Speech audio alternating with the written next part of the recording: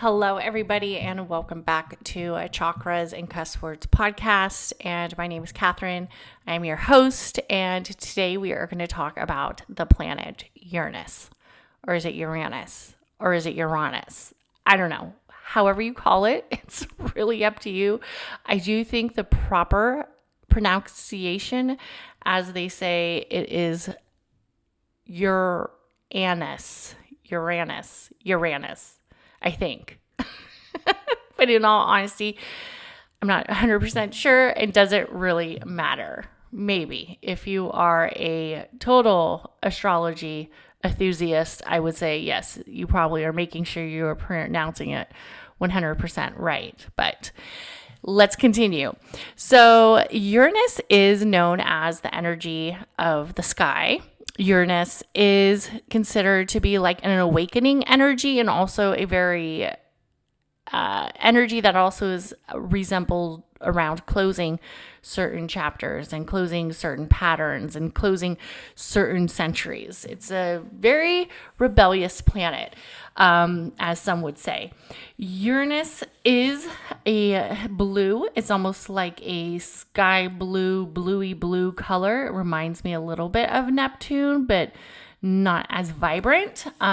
Uranus is also the color electric blue is what it's considered. The parts of the body are the pineal gland, the circulatory system, and the metal that resembles Uranus or Uranus rules over or has energy around is copper. And the stones are turquoise and malachite. For the most part, Uranus resembles revelatory inventions and areas of processes and originality. It's known for having that streak of creation. So Uranus was discovered by Sir William Herschel, and it was in 1781 that this dynamic planet was discovered.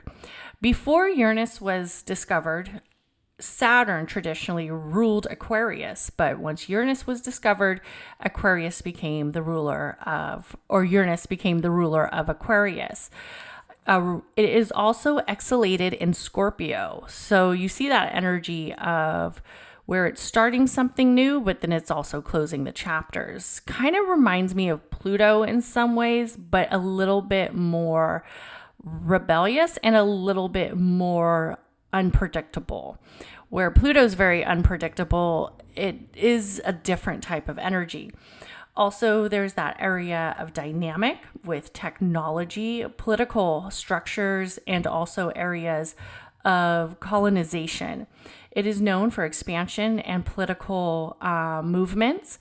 So right when Uranus was discovered was right when the French Revolution occurred and also when United States was started. So it was on the birth of United States with the existence of Uranus. So all tied into one. Today, a lot of people see the areas of how Uranus brings new initiative with technology. It's known to rule the internet and also the area of technique and enterprise. But we also have to remember that there's lots of possibilities, and then also with those possibilities can come some benefits. With the benefits, we're always going to have some obstacles, right? So Uranus does have that structure of outcomes that could be centered around destruction, unpredictability, and the area of too much freedom. Too much freedom. Could that ever really exist? I mean, too much freedom sounds amazing to me if you ask me, but who am I? Right. So Uranus symbolizes that area of seeing something through, but also seeing something come to a demise.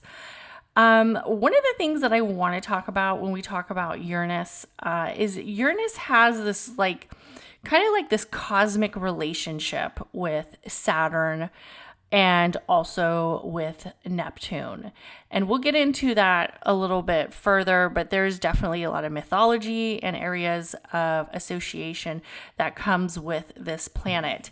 It's seen as a creative force. It's also seemed to have a structure that is creative towards love, created towards, community, and created towards collaboration and creation towards like within large groups of individuals, where maybe a different type of energy would be like Mars, where that would be more centered around just the person, just the individual. But this is more like a community type structure. This is more like a area of having a center of collection of spirit souls meeting to one to create something new or create a different energy. The archetype is promethazine. Oh, I can't even say that name. Promethazine, I guess. And that's stored around the area of restrictiveness in some ways. So it kind of reminds me a little bit of Saturn in some areas, but it does have this area where it wants to see growth. Not as strong as Jupiter when we think about expansion. So Uranus actually, entire geocentric part actually is about an 84-year cycle, and Uranus actually can be seen from the Earth. So it's a little bit closer to the sun as some people would think, because it's super cold.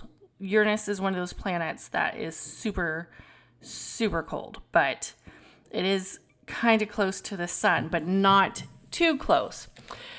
So Uranus is the 7th planet away from the sun, and it also has this area where it's considered cold because it has these large structures of ice. It's along with Jupiter and Saturn and Neptune, and this area is basically consists of water and methane and also ammonia, and it makes it one of the coldest, I think it is the coldest planet atmosphere that we have in our solar system, with the minimum temperature being around negative 371 degrees Fahrenheit. So it's not even snow, baby. It's just fucking ice. I don't think it's habitable. So there is no talks of us going to Uranus anytime soon. So I guess Mars would be our best bet, right? Uranus, when we look at it in the areas of astrology, it resembles that area of the freedom from what is known, right? That area, that is what Jeff Green has referred it to. That area of the freedom from the known. Like, do we ever really know what's happening? Do we ever really know that area of change, that area of vision? We can have an idea and create that area of new possibilities, right? That visualization that comes with it.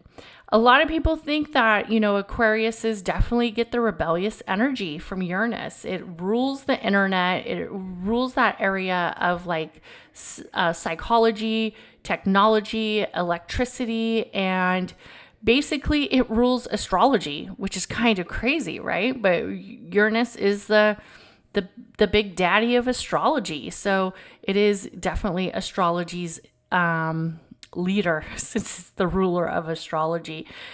I would think when you are looking to see where Uranus is in your chart, have an open mind, because some of the energy of Uranus in the chart might feel a little bit explosive. It would also make you feel a little bit more centered around not having conventional thinking.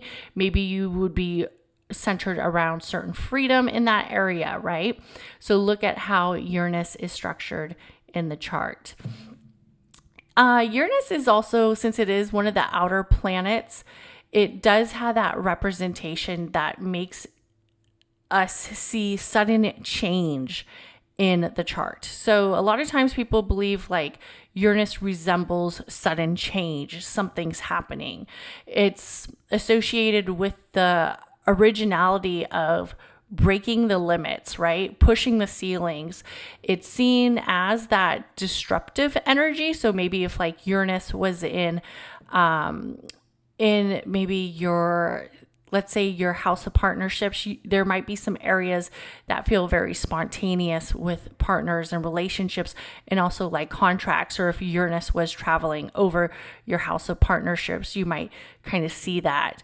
Also with the revolution, I would think somebody who had maybe like Uranus in their career house, their areas would be centered around something that was very non-conventional for a career, maybe more centered around freedom, where they had the energy to like be their own boss, their own area of independence, their own area of gaining material items, where it wouldn't feel so conventional. It wouldn't be so condemned to certain spaces or certain events. It would be more centered around originality. And Uranus does hold that initiative of having the originality. It encourages us to think outside of the box. It encourages us to be a little bit rebellious and really embrace the unconventional ideas and break out of this mundane thought process, right? Like, I think when I think about people who sometimes can't see the whole dynamic of multiple sides, it feels very conventional. It feels like we were taught or we were raised on this one thinking perspective, and to not be able to think any other way or not be able to see any other side feels very conventional. Even if that conventional for you, it might not be conventional for somebody else, right? Just depending on how you were raised. I would say that Uranus holds a sacred space for scientific breakthroughs. Like when something happens in advancements of technology, like I feel like when AI was hitting, we definitely saw a lot of it, even though AI has been being worked on for years, but we definitely saw a lot of it during Aquarius season. Or we'll see like there's these stories with UFOs. So it feels like that area of that advancement, like what is the most advanced we can get as a civilization? How much technology will we have, right? It does feel rebellious. Uranus always feels rebellious. It's that area that shuts out authority, that says, I'm not listening to you. I'm not listening to your social norms. I'm not listening to what it is, how I should act, right? Uranus is that energy that, like you would say, well, so-and-so does it like this. And, they have this way of, I don't know, making banana bread that I like. They just use the bananas, the nuts, and then they make their banana bread. But maybe you want to add some chocolate chips to your banana bread. You're thinking outside of the norm. You're thinking outside of the tradition. You're basically challenging the routine. You're challenging the tradition. And sometimes that area is what we need. So Uranus is that challenge of beliefs. When somebody is, let's say, going to church, you are in some ways like challenging maybe certain perspectives of what they're teaching, right? They say, don't worship the stars, you can only worship God. Then you might ask the priest, well, did you think God received messages or gave messages to the stars for people to interpret? And then you get into this very unpredictability where it's a rebellion of structure. It's a rebellion of certain beliefs. It is considered unpredictable and erratic type energy that can bring sudden change. And sometimes people see that in the chart. They will say, well, Uranus is transitioning over, let's say, their first house. And that might be a time that they decide that they're liberating themselves from a certain job, or they're liberating themselves from a certain relationship, and whatever was unsettling to them before, maybe they dealt with, all of a sudden they decide that's not working for them anymore. And they're having this area of structure. They're having this area of structure being totally thrown out, and they're changing it. It's that energy of the independence of making your own decisions and that area of freedom. And it's interesting because when Uranus kind of plays way, and we saw a lot of people, when we get into that area of like vaccination, and should people be forced to like get vaccinated, or is that more centered around making your own independent process, making your own decisions? You feel that point of rebellion, right? Because people have questions. People have their area of sovereignty. They have their area of independence. They want to question those structures, or they want to question, it. Or maybe, why do I have to work a 9 to 5? Why can't I just become a full-time, yoga instructor? But maybe the parents wanted them to get a 9 to 5 or be a doctor because it was in the family's history. It's that person questioning it, but I don't know if that's right for me. Uranus definitely encourages an individual to be assertive and to talk about their areas of what makes this questionable, what makes the restrictions feel like restrictions, so they can break away from them and let themselves kind of be centered around their own aspects of who they are as an individual. And then we also have to remember that Uranus is the ruler of Aquarius. So of course it goes into that place of the humanitarian, the person who has that love, that passion. Uranus, I feel like, is the breeder of a lot of social activists.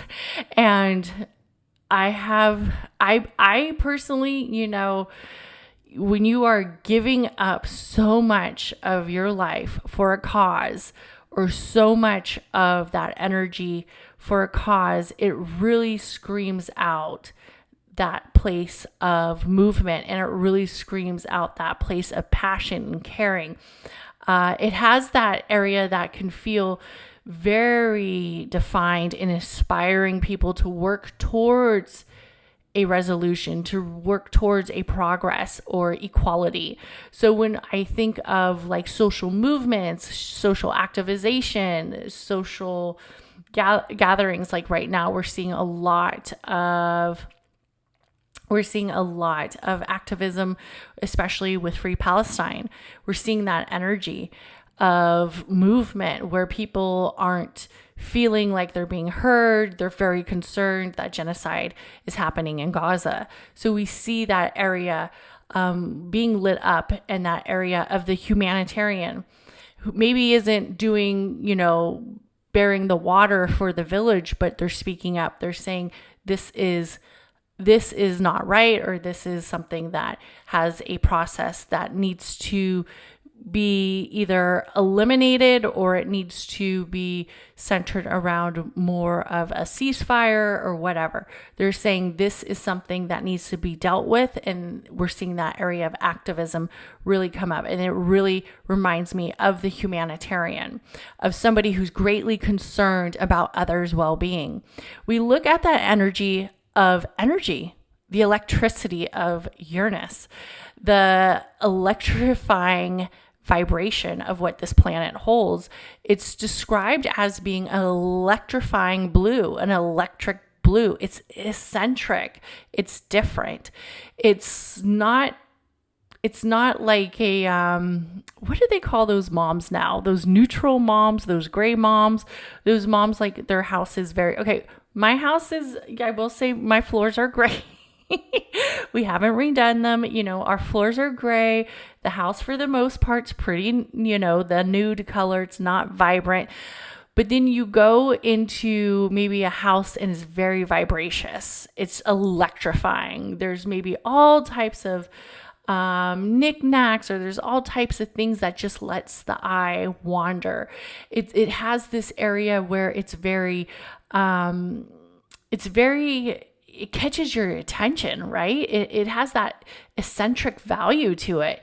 It causes that electricity. It causes that burst of inspiration that you'd be like, whoa, I wish I was bold enough to paint my kitchen or my house avocado green.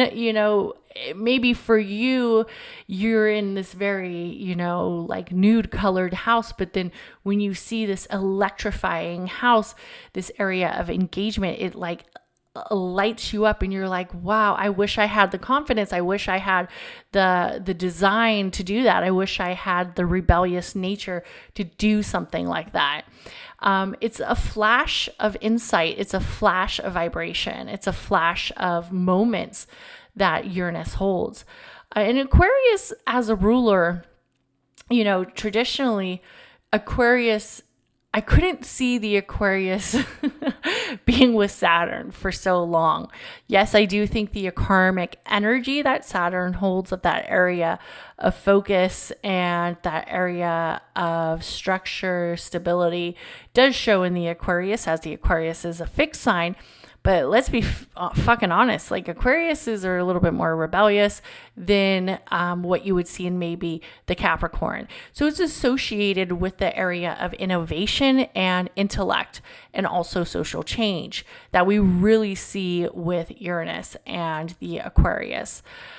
It's known to bring some chaos. Like Uranus is known to bring some fuck it, gosh darn, how did this freaking happen type energy. Like Uranus is definitely known with everything that has progress and has like a huge revolution. Of course, there's going to be some god dang destruction. Like, what did you expect? It's going to have chaos. It's going to be chaotic. It's going to be disruptive. It's not going to be easy. It's not like all kumbaya. We're sitting by the fire and roasting marshmallows. It's like burning shit down. And when you see that energy is what Uranus has. It has that area of disruption. It has that energy of chaos, of revolution, evolution, and change. It is known to create change. And sometimes when you have to create change, it gets a little bit fucked up. It gets a little bit wrong, right? It doesn't always come out so nicely. It's like, hey, I want you to change this. And somebody's like, no, I'm not changing it. And then you're like, well, if you don't change it, I'm getting the freak out of here. I'm packing all this stuff and I'm out of here. So it does have that volatile movement that kind of reminds me of Mars, that chaotic energy. And I feel like that I see sometimes with the air signs a little bit more with some of the other zodiacs, but it does feel like that collective center where it's more of a community approach instead of an individual approach when we look at it through Uranus's eyes. That area of who I am, of individuality, and what makes me me, that authentic structure, encourages individuals to embrace what is different about them and what people may not like about you or what they don't like that you do. And that might be something that you shouldn't have to change because that's who you are. That's your authentic self. And there's no reason for you to change it. It promotes the individuality of the individual. It lets us celebrate why we are different. Uranus lets us celebrate why we are unique, why we are different, why there's diversity, why not everybody can do the same thing. Because not everybody is supposed to do the same thing. Uranus also makes me feel like that energy where it's like, you don't like me, that's cool. Maybe I don't like you, but that doesn't mean we have to be enemies. It just means you're not my vibe.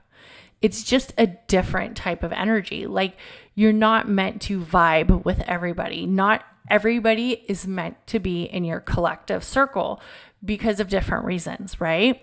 And Uranus allows that energy to show of your individuality. So you are in the right circle in some spaces, some collective spaces, because some people might not like you, and that's fine because that's what is authentic to you.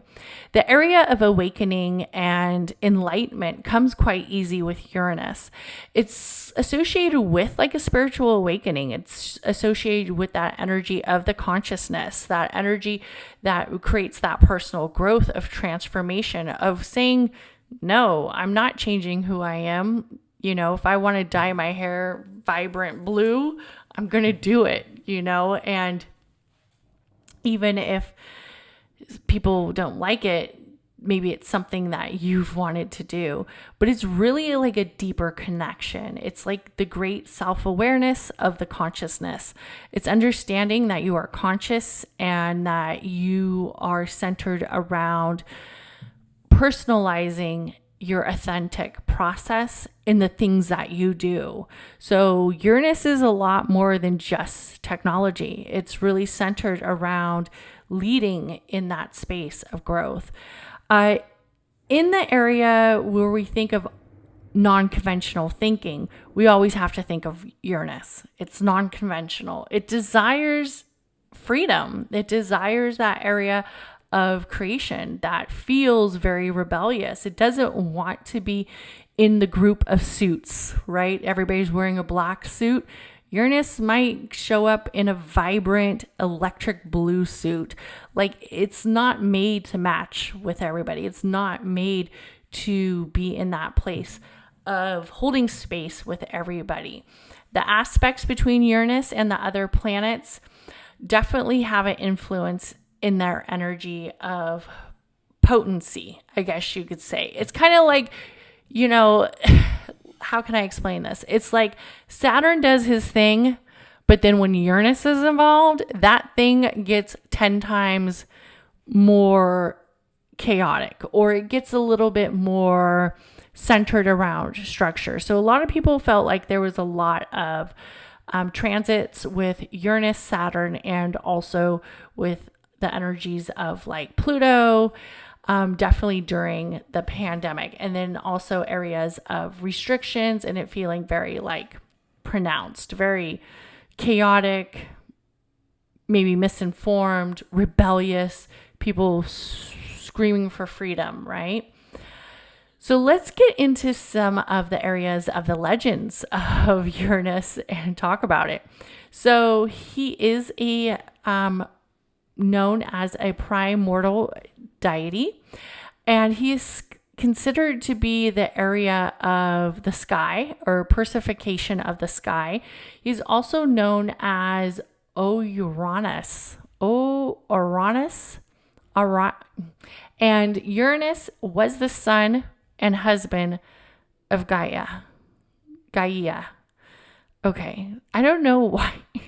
Like Greek mythology and this whole goddess energy sometimes is a little freaking weird. But anyways, he had many children with his mama, and they, had definitely some areas of weird mythology. The story of Uranus is closely resembles the story of his offspring as to, particularly with his children, the Titans, right? So according to the myth, Uranus feared the power of his children, kind of like how Saturn did, and imprisoned them deep within Gaia, his own mother and wife, by pushing them back into her womb. This distressed his wife of Uranus's actions and the suffering of the children, plotted with her other son, Kronos, to overthrow Uranus. So she fashioned a sickle out of which is basically like a mythical metal that you would use to harm somebody, and she gave it to Kronos. While Uranus came to lie with his wife, Kronos castrated him with the sickle, thus separating the sky from the earth.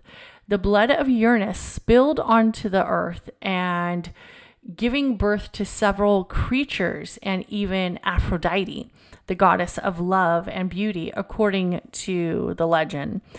After Uranus was overthrown, Kronos is it Kronos? Kronos became the ruler of the universe.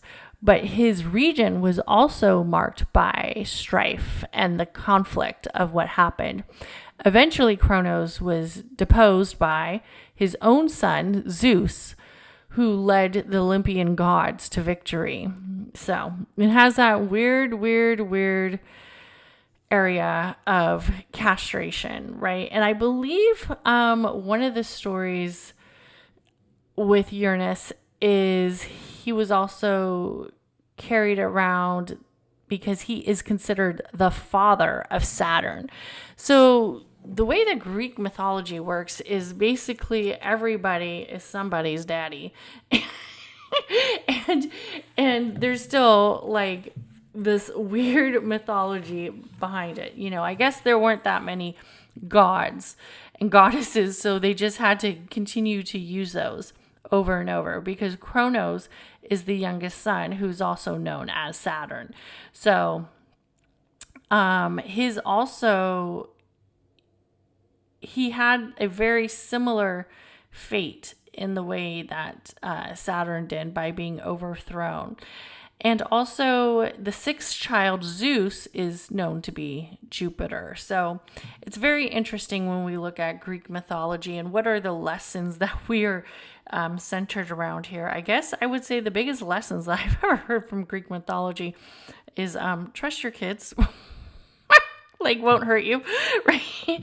Oh my goodness. So it takes Uranus has an 84-year orbit passing through each zodiac for 7 years.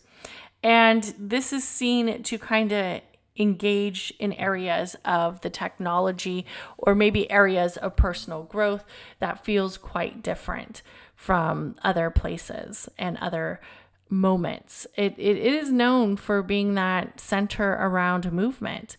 I think Uranus is one of the most interesting planets when we think about how it all plays out in astrology. A lot of people, when they see Uranus and Pluto together, they think, oh no, that's not good.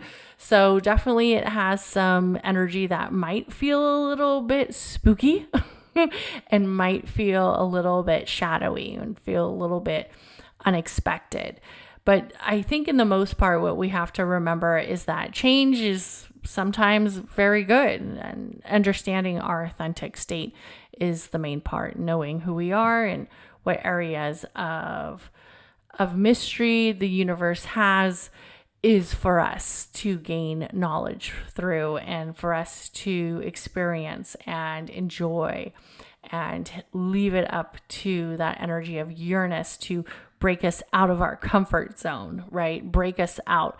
It kind of gives that, it's time for you to do this type energy where it's like if something you're supposed to do or something you've been thinking about doing, you keep putting it off, and Uranus is that energy that doesn't allow you to put it off anymore. It forces you out of your comfort zone.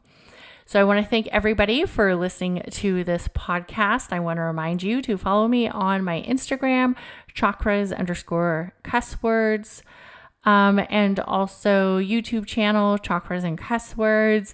And please comment, like, and subscribe. It helps me move up the podcasting ladder. And everybody have an amazing day. And next week will be the meditative story of Uranus, which will be more focused on taking a calmer approach to this chaotic energy. And everybody have an amazing day. Bye.